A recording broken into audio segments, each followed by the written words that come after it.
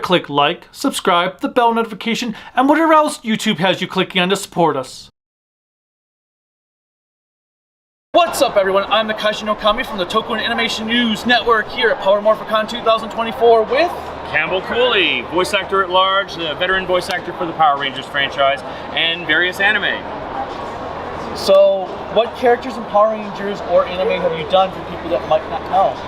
Gosh, I wouldn't even know where to begin. Almost 20 years of voice work for Power Rangers. The ones I'm probably best known for, or most recently, would be Slyther from Dino Fury, Scrozzle from Beast Morphers, Cosmo Royale, Ninja Steel, Snide from Dino Charge, Alpha 6 from Operation Overdrive, Urashima from One Piece, the Warrior King from Overlord, and various other characters. So.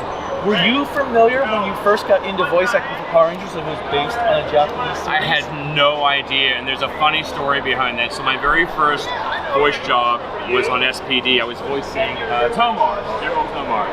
And I went in, I didn't really know the process, and they were playing down his scenes, and I was watching the footage, and I thought, something feels off. Like, something feels weird about this. And it suddenly dawned on me that like half the scenes, there were Japanese billboards in the background, and I thought, oh, they're in Japan. And then that was my first introduction that this show was actually originally made in Japan. And you know, I was a slow learner, but yeah, so it's been an amazing learning curve. Well, it's pretty awesome because he's actually one of my favorite villains from SPD, which is my favorite Power Rangers series. Thank you. I'll tell you a quick little story. So, being my first professional voice job, when I got it and I went in, I was absolutely petrified because I didn't want to screw it up. And you know how you have those music stands where they put sheet music on? Well, they had the lines, you know, the script in it. And I was so scared, I was clutching the sides of the music stand the whole recording session going, don't worry.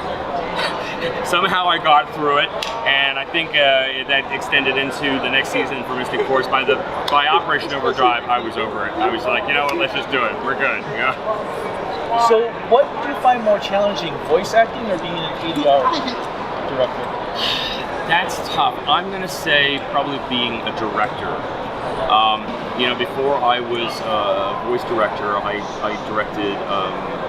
I did direct like some short films and some documentaries and everything. And you know, the great thing about when you're an actor or you're a voice actor, you just have to worry about one thing. You're one piece of the machine. Whereas when you're a director, you're sort of overseeing the overall workings of the machine. You got to make sure it all works, and that's a lot.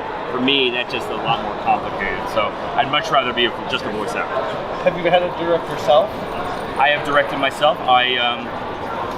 My first voice directing experience was for Ninja Steel.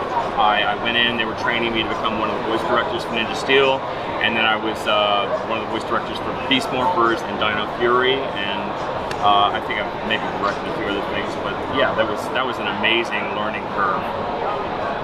Is there a role you are most proud about? You know, there's a few characters I'm really proud of in terms of like the voice and some of the sacrifices I had to make in order to record the voice.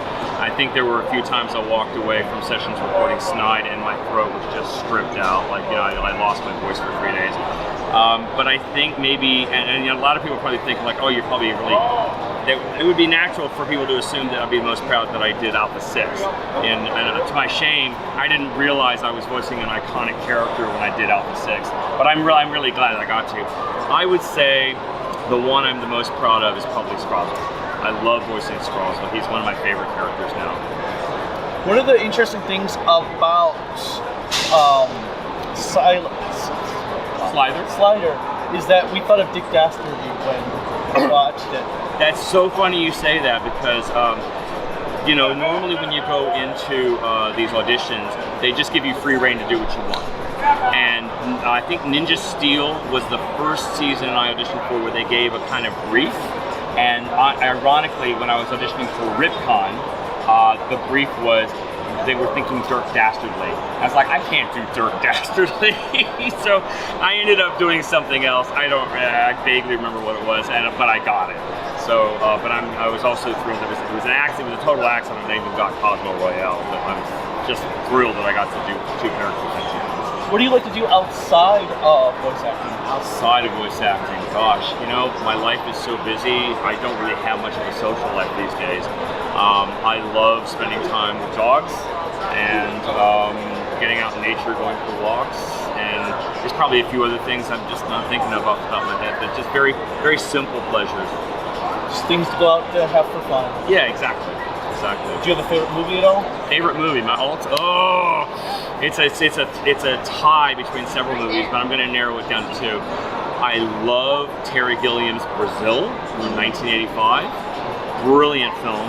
And I'm also a big fan of Peter Sellers' film Being There. That's a slow burn. That's a real, you really got to think when you're watching that film, but those are probably my top two favorite films. Nice. What social media links can people find you at? I'm on YouTube, Campbell Cooley, voice actor at large, and I have lots of behind-the-scenes videos of me recording some of the characters I've done and some other stuff.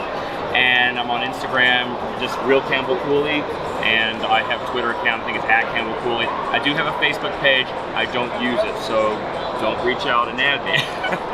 I'm not ignoring you if you add me. It just go to Instagram. If you had to choose a song that would pretty much represent you, what would it be? Oh man, I'm gonna be so humiliated if I answer this question. It's probably, it might be Peter Cetera's The Glory of Love. Any final words for our viewers? You know what? We're living in really hard times. Just don't let it overwhelm you. Try not to look at the problems and how big the mountain is. Just take each day a step at a time. And if you have to just look down and just look at your feet and just keep moving forward, you'll get through. Well, thank you so much for your time. Thank you so much. No problem. Until next time, bye.